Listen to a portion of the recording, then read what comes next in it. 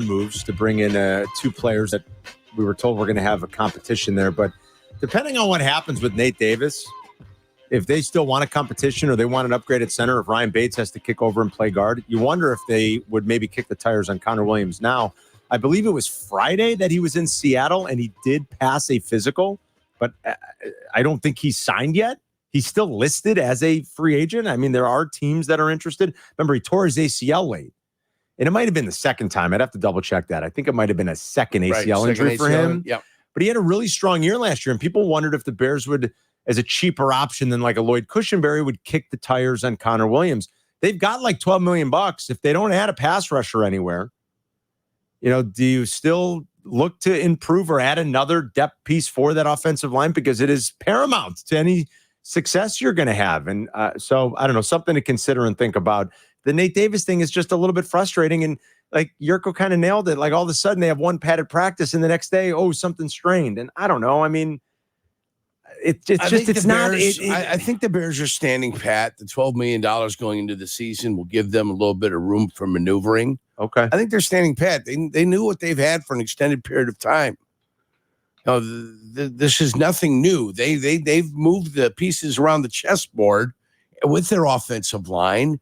I bet you $1 to a donut they knew they were going to lose Nate Davis at some point during the preseason. Right. Why? Because it's his history. So do you think ultimately like they're okay if, hey, it is what it is with Davis, Bates can play there, and that's why we brought Coleman Shelton, someone who's familiar with this type of offense, and he can be our center. Like you're going to have flexibility because you're only keeping 8 active. Sometimes you might even keep 7 active. So your players on the interior have to have positional flexibility, and they've got some of that with the guys that are going to be active on Sundays. What surprised you, if anything at all, about the Tua Jordan Love contract extensions? Were you surprised? Or you like, no, this is it? This is the price of poker in the NFL for a starting quarterback. When Kirk Cousins set the new standard, people looked at it and they thought it was crazy that Kirk Cousins, it's timing. Yeah. Did Kirk Cousins deserve it? No, but you look at his deal, it's probably it's not as imposing now as these new $55 million deals that are coming down the pipeline. Remember, for me, the cap is at $257.5 or $255.5, $255 million. I always allocate 20% for the quarterback. If you've got a starting veteran quarterback of any ilk whatsoever, you're talking or a little guy you're looking at $51 million. Yeah, that's exactly right. That's where you're at. That would be my limitations if I'm a coach. Mm-hmm. I don't think Tua's established himself as a stud, but all of a sudden there he is. I don't think Trevor Lawrence established himself as a stud. There he is. He's getting paid $55 million. Dirk. It's the price of poker. Yeah.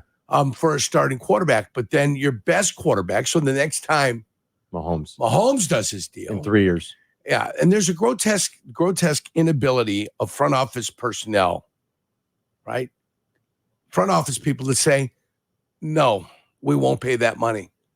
No, we won't.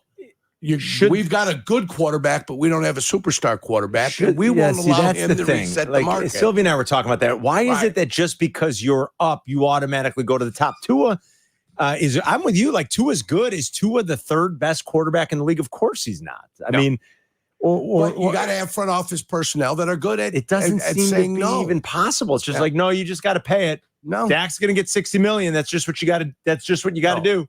You got to pay him. I tell you what else comes up. My client won't be happy. The hard thing is, man, that position is so important, and they're so happy. When you get a good one, it's like, well, we can't let him go. Forget about a great one.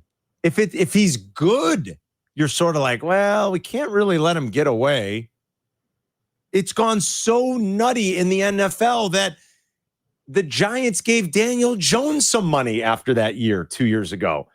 Because they were scared, like, well, do we have a better option behind Daniel Jones? Like, what? They only gave him $40 million. No, I know, but even that seems to be an absurd amount for a guy who's not really that good at all. The absurd amount is not letting elite quarterbacks set the table. These are non-elite quarterbacks setting the table. The elite's 3 people. That's what elite means. Right, exactly. 3 people. Maybe 2. You've got above average quarterbacks or pretty good quarterbacks, making $55 million. I'm not upset at it. That's just the way it is. Good for players. I mean, I get that. It's good for quarterbacks. It's not good for players. All right, it's good for quarterbacks. Because it's good for quarterbacks. the more a better than average quarterback makes, takes away from the rest of the team. That's true. If I'm a running back, I'm upset. Yeah, you're right. At quarterbacks, if I'm a running back. Because like your philosophy seems to be true. Not your philosophy, like what you always say seems to be the philosophy within the league that, well, even if he's decent, he's got to eat up about 20% of our cap. That doesn't really benefit everybody else. Then you're right about that. Riley's in Bourbonnais. What's up, Riley? Hey guys, thank you very much for having me on the show. Love the show. I'm, I guess, the resident Miami fan for the Chicago area. I love Tua, but no, I don't think he's worth this money. I mean, you know, he's got great stats. He's prolific, but you look at every big game he had last year, and unfortunately, he kind of folded. No playoff wins. I think the market is exploding. I don't remember ever, you know, Peyton Manning, Brady, Drew Brees, these guys worrying about being the highest paid guy.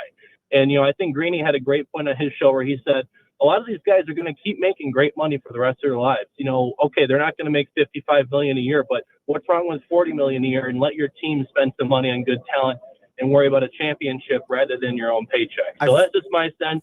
Appreciate your input, guys. Thanks, Riley. I feel like guys start to renegotiate when they do have that success. Like Brady was always willing because they built the juggernaut. Like Mahomes is willing now to help a little because of what they've got going there. This is Breaking News, brought to you by the Advantage Dealer Group. Breaking news on ESPN Chicago, Chicago's home for sports. All right, is it baseball trade deadline or is it football, boys? It is baseball trade deadline. The White Sox are making moves. A three-team trade in which the Cardinals are getting Eric Fetty, the Dodgers would acquire Tommy Edman, and the White Sox would acquire some prospects is close, according to Ken Rosenthal. Prospects from St. Louis? It just says prospects, bro. All right, so Fetty was connected over the weekend to St. Louis. Fetty is ultimately going to land in St. Louis, according to this report, correct? Yes. Tommy Edman would go to the Dodgers, and the White Sox will maybe acquire a combination of prospects from both. All right. Well, that's all that matters. We can't really talk too much more about it until we know, right? And we get an idea who the prospects are. Until we know the prospects. Yeah, and how they rank and where they rank and who they are. Only the biggest nerd on the show, Carmen DeFalco, will know who they are. No, not necessarily. No, I mean, if they're like it could be Tom Bridgestone. Who? Tom Bridgestone? Oh, yeah, Tommy Bridgestone. He's Tommy good, Bridgestone. Good 5'2" guy. Player. Tommy Bridgestone. You know. All right, so we'll follow that. Let's find out who the prospects are and get some info on them. We'll find out.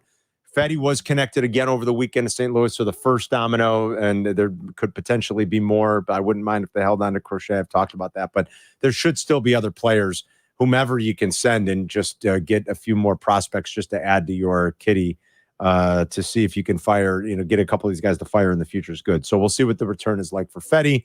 And then obviously the one to really track is Crochet. I distracted you too from something you were about to say. I feel like do you recall what it was? Yeah. Just about the quarterbacks, yeah, I think. It was about Tom Brady. Like guys who will sacrifice. About what's his name, making a good point that he sacrificed. When Patrick Mahomes negotiated his contract, that was the top contract with the quarterback. Right, of course it was. And what happens is every subsequent year, a new quarterback comes up, that's the timing of it. Yes. Tom Brady at some point signed the richest contract for quarterbacks, and then he continue to extend his contract when they needed to get more cap money. Mm-hmm. They would extend his contract, give him cash up front, and then kind of soften his number so they can sign somebody else. That would be them coming to you and say, listen, we're going to give you $30 million in cash today so we can soften some numbers as we move on.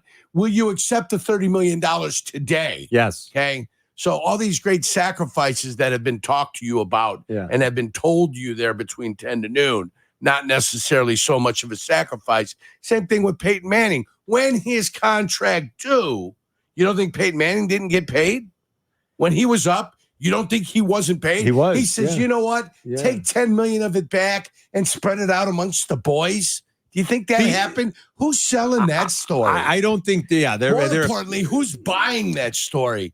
Are there people out there in the listening audience that buy that crap? I don't think they're quite as, would you say magnanimous, or maybe that's not the right word necessarily, but to just say, yeah, I'll leave money on the table. You know who did do that this offseason? He wasn't a football player, he was a basketball player. It seemed like Jalen Brunson did that to a certain extent, which was kind of impressive. But yeah, by and large, I hear what you're saying. And the quarterbacks are going to get paid. And there's always fancy accounting to help the team going forward as long as the quarterback is willing. But when you're winning like those guys are winning, Was Brunson you're always coming off the bench in Dallas? Yes. So he took less money because he wanted to start. Well, he just took Jalen Brunson sacrificed some money just this offseason. He could have signed a bigger extension. He's a star now. Okay. It's kind of impressive. I thought you were talking about last year. No, just this summer. Yeah, just this summer. It's pretty impressive. But you don't see that very often. I get your point. You're impressed. Yeah, I was kind of like, wow, look at Jalen. You like this guy. I love him. How do you not love Jalen Brunson? He's from here. He's better than, except Randy Merkin. He's the only, I'll give Merck credit. He's the only one who had it pegged. Nobody thought Jalen Brunson would be this good. How do you not love him? It's Carmen and Jurko.